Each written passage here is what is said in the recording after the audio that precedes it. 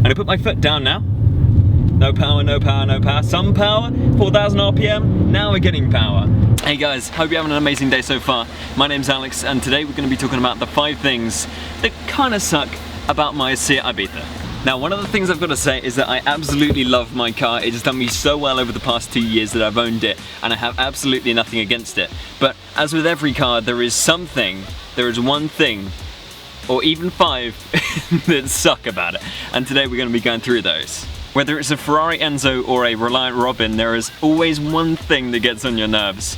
And with my car, there's about 5. Guys, also let me know in the comments if there's something that really gets to you about your car as well. Whether it's a car you've driven or it's a car you've owned, let me know down below, and we'll see what annoys you. Number 1 is that the Seat Ibiza is absolutely tiny. Now, it's not the smallest car on the road, but it is only about 1.5 meters wide and it's really very, very small. But when you've got 4 people in this car, everyone's kind of touching elbows. If you want someone in the middle of the back seat, forget about it. It's almost impossible. The seat in the middle is about that wide, and I could probably fit one arse cheek on it. Saying that, because it's small, the power it does have means it's brisk off the line, and it's actually kind of good fun. Out of it. Woo! It's chuckable and something you can play around with. Number 2 is the road noise. This car has practically no sound insulation. I mean, it might have some, but the panels they're kind of like hard plastic. They're a little bit rattly. When you're going over bumps, the trim kind of rattles in places. You do that to like a Mercedes or a BMW, it's all tight and well put together. That does make the car cheap. If you break anything, it's not a particularly expensive replacement. Goes back together and no problems. What this does mean as well is when you're going down the motorway, sometimes it kind of overpowers the music. The stereo system in here isn't actually that bad, but it's not good enough to fight against the loud road noise.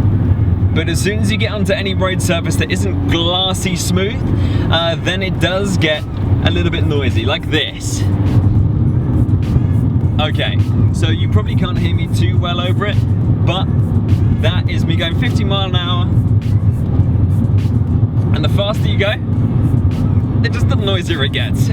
Number 3 is the power. The car produces 98 horsepower from the factory and 90 pound-feet of torque. 90. And I put my foot down now. No power, no power, no power. Some power, 4,000 RPM, now we're getting power. Which is fun because the red line is about 7,000 RPM, so you can rev it out there, that's absolutely fine. But it's just a bit of a pain in the arse, really. So, it does mean, even though the car is light, you kind of have to rev it a fair bit to get the car to even move. Some cars will just kind of pull forwards and creep forwards off the clutch. This doesn't. No. And especially when the car gets loaded up with people, you have 4 people in here, any of them are like full grown adults, you're not going anywhere very quickly at all. And you have to rev the car to get anything from it. So it sounds like you're flooring it when you're not. You're just trying to get moving. Does mean the insurance is very, very good. So if you want a cheap car to run that's kind of good fun when you're by yourself, Seat Ibiza, 1.4, Formula Sport. 100 horsepower. A lot of cars these days have an adjustable reach steering wheel. This one doesn't. It has an adjustable height, so you can kind of go up and down, like so, which is cool, which is very nice. But you can't go. I've just figured out you can. Oh my, guys. I thought it didn't have an adjustable reach. It does. Oh my god. Guys, it does. I didn't think it did. I think it was just stiff. Scratch that off the list. Scratch that off the list. It has an adjustable reach steering wheel. Oh, that's so much better. Oh, that's so much better. Oh my god. I'm done, guys. I'm done. Right, this list has gone to shit, guys. So guys, the point I will replace seating position with will be the exhaust note of this car. This car is super, super quiet.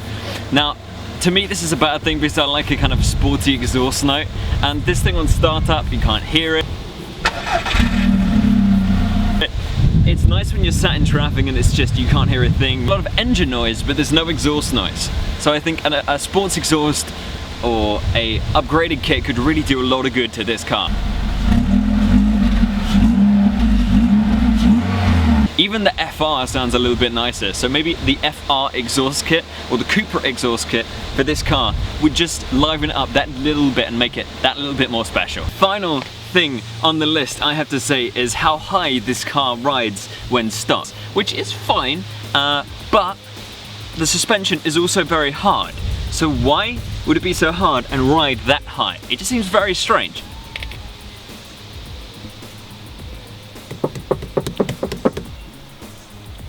I can put my fist in there. It drives very well, so I can't moan about how well the car drives because it's enjoyable and good fun. But it just sits like this from the wheel, from the arch to the top of the wheel. It's ridiculous. I love that I just discovered that the steering wheel actually does have an extended reach. It's so much nicer now because it's just. Oh, it just feels so much better, dude. It feels so much better. Overall, guys, I absolutely love my Seat Ibiza. It's an awesome car and I've had an amazing experience with it. And if you ever had a good offer to buy one, I would say there's no hesitation, especially as a first car. Something to learn in, something to have a little bit of fun with. It's done beautifully. Thank you for watching the video today. You've been amazing.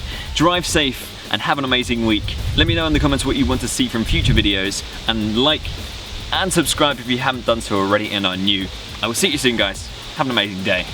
Peace.